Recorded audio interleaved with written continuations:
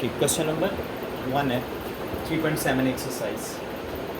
The surface area, क्या लिखा हुआ है? सरफेस एरिया,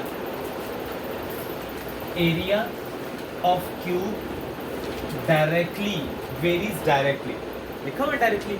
इसका मतलब ये कौन सा प्रपोर्शन है? डायरेक्ट वेरिएशन है। वेरीज डायरेक्टली, किसके वेरीज कर रहे हैं? डायरेक्टली वेरीज कर रहे हैं as the square of the length L का स्क्वायर। इस क्यूब का यहाँ कोई ताल्लुक नहीं है, क्यूब इज अ शेप यहाँ दी हुई है, ठीक है। A of a cube varies directly as the square of the length, किसके? स्क्वायर ऑफ द लेंथ, ठीक है। और आगे लिखा हुआ है के of an edge A is equal to 27। What is the value of A? A is equal कितना दिया? 27। और what is the length of, इसके बराबर में लेंथ कितनी है? 3 यूनिट्स हैं, 3 यूनिट्स हैं, और उसकी स्क्वायर यूनिट्स हैं, ये स्क्वायर यूनिट्स। ओके, पहले इन दो वैल्यूज को पुट करो और के की वैल्यू हम इसमें से फाइंड आउट करेंगे। Now A is equal to कितना हो जाएगा? के एल स्क्वायर। ईजी है, इतने मुश्किल क्वेश्चन नहीं है। What is the value of A? A की वैल्यू कितनी है? 27। के की वैल्यू फाइंड आउट करनी है। एल की वैल्यू कितनी है? 3 का स्क्वायर, 3 का स्क्वायर कितना हो जाएगा? 9। 27 के इज इक्वल टू 27, 27 के नीचे कितना आ जाएगा? 9। सो के इज इक्वल टू कितना आ जाएगा? 3। के की वैल्यू 3 फाइंड हो जाएगी। नाउ इसका पहला क्वेश्चन देखो जरा, अब के तो निकल आया हमारा, इक्वेशन कैसे बनेगी? इक्वेशन भी बनानी है। A is equal to K L square, यहाँ के की वैल्यू पुट करो। A is equal to 3l square. So this is the equation. Equation form करके बाद में आंसर निकालना है ये वाला। What is the question? अब दोबारा से पहला पार्ट क्या लिखा हुआ है? What is first part? A find out करो, ए फाइंड करने, एल की वैल्यू कितनी है? What is the value of L? 4 units है। ओके, नाउ फार्मूला, ये वाला फार्मूला यहाँ पुट करना है, या इस वाले में पुट कर लो, एक ही बात है। इसमें पुट कर लो या इसमें पुट कर लो, या इसमें। अब क्या वैल्यू हमारे पास है? ए इज इक्वल टू कितने? के एल स्क्वायर। सो ए की वैल्यू फाइंड आउट करनी है। के की value, what is the value of के? के की वैल्यू हमारे पास कितनी थी? आ गई है हमारे पास, आंसर कितना है? 3। सो 3। एल की वैल्यू हमारे पास कितनी है? 4, 4 का square. So A is equal to 3, 4 का स्क्वायर कितना हो जाएगा? 16। So A is equal to कितना आ जाएगा? 48। और एरिया किस में लिखा हुआ था पहले? आपने देखा एरिया स्क्वायर यूनिट्स, इसके साथ आपने स्क्वायर और यूनिट्स भी लिखना है साथ में, ठीक है। ये गलती नहीं करने के साथ में यूनिट भी लिखना है उसका। नाउ सेकंड पार्ट इसका सॉल्व करते हैं। सेकंड पार्ट में क्या है हमारे पास? What is the value? अब क्या फाइंड आउट करना है इसमें सेकंड पार्ट में? ए की वैल्यू कितनी है? 27। एल की वैल्यू कितनी है? 3 यूनिट्स। नो, ये तो हमारे पास है ना वैल्यूज गिवन में, ये वाला क्वेश्चन क्या फाइंड आउट करना है? एल फाइंड आउट करना है, और ए की वैल्यू गिवन है। What is the value of A? 12 square units, ये इसकी वैल्यू आ गई। ओके, फार्मूला ये वाला पुट करो वापस। ए इज इक्वल टू कितना होगा? के एल स्क्वायर। ए की वैल्यू कितनी है? 12। के की वैल्यू फाइंड गिवन है हमारे पास, कितना आंसर आया था? के का 3, और एल का स्क्वायर एज इट इज रहेगा। अब क्या करेंगे? एल स्क्वायर के साथ जो 3 है ना, उसको इधर लाके क्या कर देंगे? डिवाइड। ये वाला 3 इधर आके डिवाइड हो गया। अब देखो हमारे पास वैल्यू आ गई, L square is equal to 3 4 12, कितना आ गया? 4। ना बेटा इसका स्क्वायर रूट ले लेंगे, L square square root is equal to 4 का square root. So L is equal to कितना आंसर आ जाएगा? 2। So this is the value. L को आप किस में लिखोगे? 2, और आगे उसका यूनिट 2 यूनिट्स आंसर आ जाएगा, 2 units. L is equal to 2 unit. So इस तरह से ये फर्स्ट क्वेश्चन कंप्लीट हो गया। इसमें कोई बात अगर पूछने वाली है तो आप पूछ सकते हो इसमें से। ओके, क्वेश्चन नंबर 2 है, find the surface area S. क्या लिखा हुआ है? Surface area S. S is directly proportional है। S of the sphere, sphere का मतलब है शेप जो है उसकी। S of the sphere varies directly, किसके वेरीज करता है? Directly as the square of the radius. किसके? Square of the radius, radius का स्क्वायर ले लेंगे। Are you getting this? कि सरफेस जो एरिया है दैट इज डायरेक्टली प्रोपोर्शनल किसके हैं? रेडियस के स्क्वायर के। आगे कुछ भी लिखा हुआ, आगे लिखा हुआ है एस इज इक्वल टू कितना लिखा है? 16 पाई, 16 पाई उसकी वैल्यू है। फिर लिखा हुआ है आर इज इक्वल टू 2 है, r is equal to 2। Find क्या करना है इसमें, what we have to find the value of r find out करना है। और फिर जब लिखा हुआ है कि when s is equal to कितना दिया है 36 पाई उसकी वैल्यू, what is the value of s, s is equal to 36 pi. Okay बेटा, same formula now see, s is equal to k r square.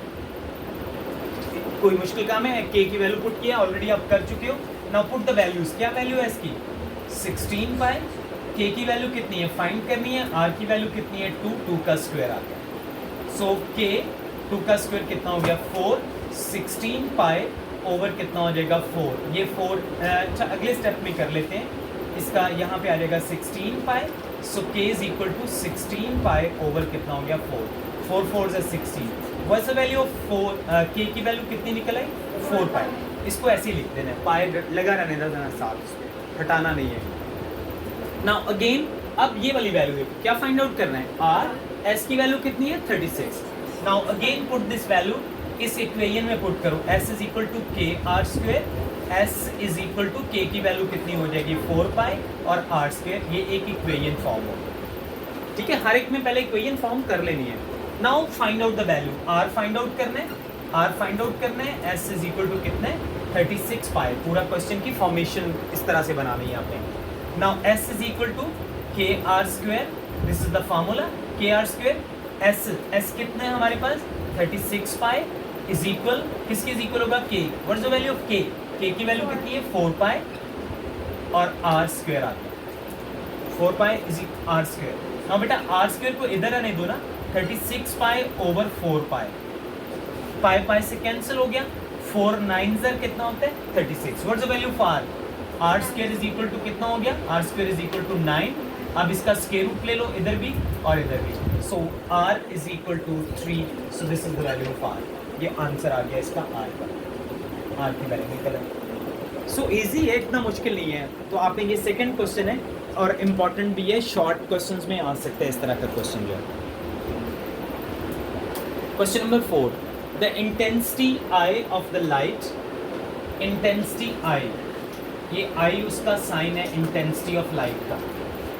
Intensity of light from a given source varies inversely, किससे varies कर रहा है inversely as the square of the distance. Look बेटा, varies inversely, inversely variation होनी है, और किसके साथ इनवर्सली वेरिएशन है, square of the distance. Square of the distance का मतलब है डी स्क्वायर आ जाएगा, और इनवर्सली में 1 ओवर इसको लिखना होगा, 1 ओवर डी स्क्वायर। आगे इसकी वैल्यूज भी लिख लेते हैं साथ साथ। आगे लिखा हुआ है कि it if the intensity is, अच्छा वैल्यू में देखो इंटेंसिटी की वैल्यू कितनी दी है उसने 20 कैंडल पावर, 20 कैंडल पावर, ये इंटेंसिटी का यूनिट लिखा हुआ है candle power. I is equal to कितना हो गया, I is equal to 20 candle power. फिर उसके बाद डिस्टेंस D की वैल्यू कितनी है 20 फीट, और फिर आगे बेटा लिखा है सो फाइंड द इंटेंसिटी। अब इंटेंसिटी फाइंड आउट करो, और उसने बता दिया है कि उसका जो डिस्टेंस है वो कितना है, वो 8 फीट है। तो अब इंटेंसिटी फाइंड आउट करनी है फ्रॉम द सोर्स, ये हमारा क्वेश्चन। ठीक है, अच्छा पहले जो हमारे पास वैल्यू ना 20 और ये 12 फीट है, डिस्टेंस कितना होगा 12 फीट, 12 फीट जो इसका डिस्टेंस है। फाइंड आउट करें कितना होगा, I is equal to k multiply 1 over D square. पता चल गया, इसको हटा दिया k 1 ओवर डी स्क्वायर हो गया। अच्छा अब ये दो वैल्यूज पुट करें और k निकालें। I is equal to, I की वैल्यू बताओ कितनी है 20, k 1 ओवर d, d की वैल्यू कितनी है 12, 12 का स्क्वायर। सो बेटा आ जाएगा 12 का स्क्वायर कितना होता है 144, 20 के equal, so k is equal to आ जाएगा 20 multiply 144, so k is equal to आ जाएगा, नहीं मल्टीप्लाई करो ना इसको, तो कितना हो जाएगा 2880, ये k की वैल्यू फाइंड हो जाएगी। ठीक है, अब हम इस फार्मूले में दोबारा पुट करेंगे k की value, I is equal to k multiply k की वैल्यू पुट करें कितना आ जाएगा 2880, और साथ में कितना आ जाएगा 1 ओवर डी स्क्वायर। ये इक्वेशन बन गई। अब इस इक्वेशन के बाद हम अगली वैल्यू फाइंड आउट करेंगे, ये वाला जो क्वेश्चन है सॉल्व करेंगे। ओके, इंटेंसिटी हमें फाइंड आउट करनी है, इंटेंसिटी की वैल्यू ऐसे लिखेंगे 2880 मल्टीप्लाई 1/d। d की वैल्यू कितनी है, अब कितनी है d की वैल्यू 8 का स्क्वायर। सो बेटा आ जाएगा I is equal to 2880 multiply 1/64। 64 क्योंकि नीचे है तो इसको इससे मल्टीप्लाई करें पहले 2880 ओवर कितना आ जाएगा 64। 64 पे डिवाइड कर दो तो आंसर निकल आएगा, कितना आंसर निकलेगा 18 नहीं डिवाइड करना है 288 डिवाइडेड बाय 64। 2880 डिवाइडेड बाय 64 45 जो है कैंडल पार्ट आगे लिखना भी है कैंडल पार्ट। क्यों कैंडल पार्ट लिख रहे हैं, बिकॉज उसका जो यूनिट है वो कैंडल पार्ट है। सो ये इसका आंसर आ जाएगा। ये देखिए ना कैंडल पार्ट उसके आई के साथ लिखा हुआ है। आई जो यूनिट वहाँ देख लेना है कि क्या लिखा हुआ उसके मुताबिक लिख लेना। Okay, question number 5, the pressure P of a body of fluid varies directly as the depth D। यानी P जो है वो किसके वेरी कर रहा है, डायरेक्टली वेरी कर रहा है, किसके वेरी कर रहा है डायरेक्टली, डेप्थ के, D के। ठीक हो गया।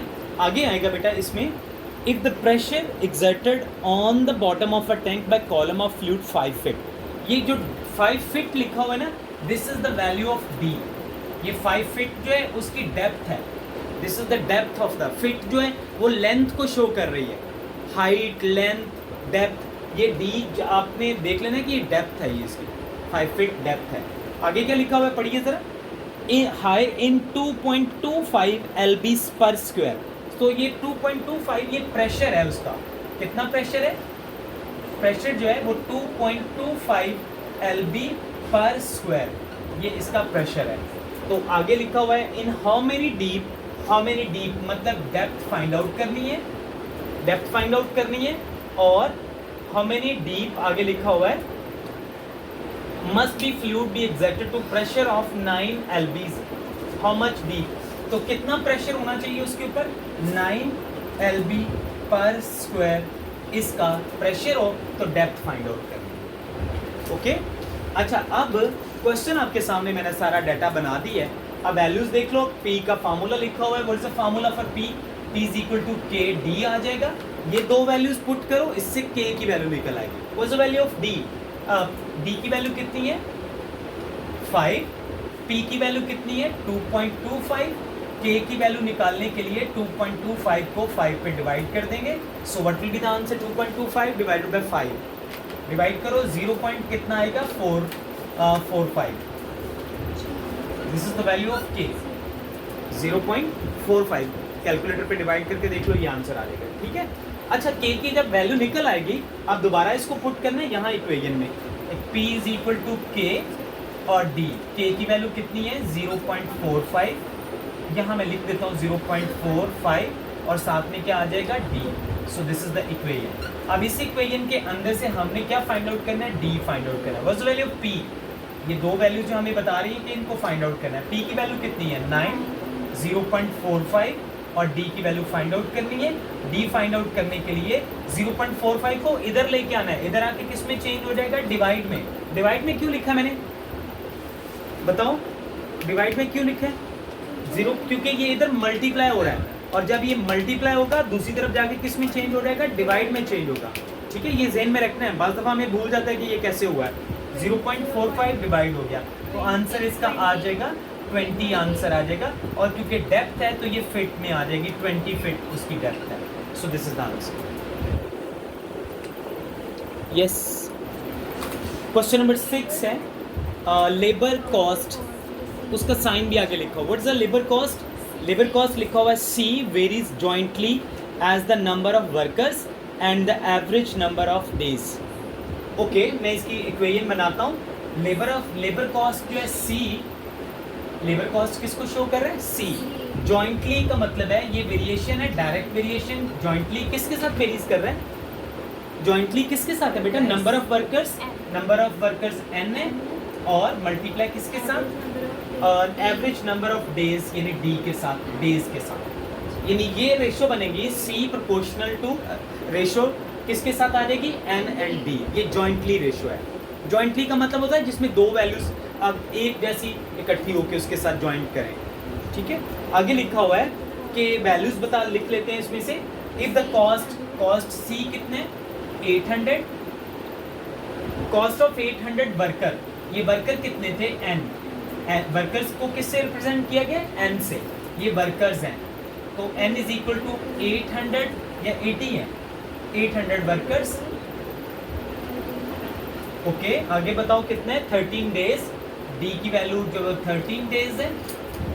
आगे बताओ कितनी वैल्यू है रुपीज, ये कॉस्ट है, रुपीज जो है वो कॉस्ट में आ जाएगी तो कितनी कॉस्ट है 28600 और इतने रुपीज कॉस्ट है, इसके साथ रुपीज लिखा जाएगा। आगे फिर अगला क्वेश्चन देन फाइंड, क्या फाइंड आउट करो लेबर कॉस्ट, सी फाइंड आउट करना है, सी फाइंड आउट करना है। फिर आगे लिखा हुआ है लेबर कॉस्ट के बाद 600 वर्कर्स, एन कितने 600 वर्कर्स हैं और आगे उसके बाद अगली वैल्यू लिखी हुई है 18 डेज, डेज कितने हैं इसके, डेज जो है वो 18 है, ये वैल्यूज आ गई हमारे पास, ठीक हो गया। अब बेटा इसके हिसाब से आपने इसको फाइंड आउट करना है। So C is equal to K N and D, ये रेशो से किस में कन्वर्ट कर दिया इक्वेशन में, ये हमारे पास इक्वेशन बन गई C is equal to K and D। और उसके बाद C की वैल्यू हमारे पास कितनी है, what is the value of C 28600, K की वैल्यू हमें फाइंड आउट करनी है, what is the value of N, N is equal to 800 multiply D की वैल्यू कितनी है 30। अच्छा अब ये जो 8 के साथ 13 है इनको मल्टीप्लाई करो, पहले कितना आता है 8 के साथ 10400 और इधर आ गया 28600। बेटा K निकालने के लिए 28600 को डिवाइड कर दो 10400 के साथ, सो K इज इक्वल टू आ जाएगा डिवाइड कर 2.75, सो ये हमारे पास इसका K की वैल्यू निकल आई।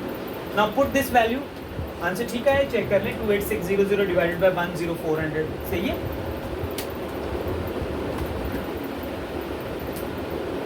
ठीक है पॉइंट में ही आंसर लिख लेते हैं 2 होल, वैसे इसको रेशियो में भी लिख सकते हैं, आंसर को पॉइंट में भी लिख सकते हैं बिकॉज हमें K से ज़्यादा हमें आगे आंसर निकालना है। ओके आगे चलते हैं। C इज इक्वल टू कितना आ गया, C is equal to K, K की वैल्यू कितनी है 275 और आगे आ जाएगा N और D, ये हमारे पास इक्वेशन बन जाएगी। नाउ इस क्वेश्चन के मुताबिक क्या फाइंड आउट करना है हमें, C फाइंड आउट करना है 2.75 मल्टीप्लाई N, N कितना है हमारे पास 600, D की वैल्यू कितनी है 80। आप तीनों को मल्टीप्लाई करो तो आंसर निकल आएगा, इन तीनों को कितना आंसर आ जाएगा, ये कॉस्ट निकल आएगी 2.75 मल्टीप्लाई 600 मल्टीप्लाई 80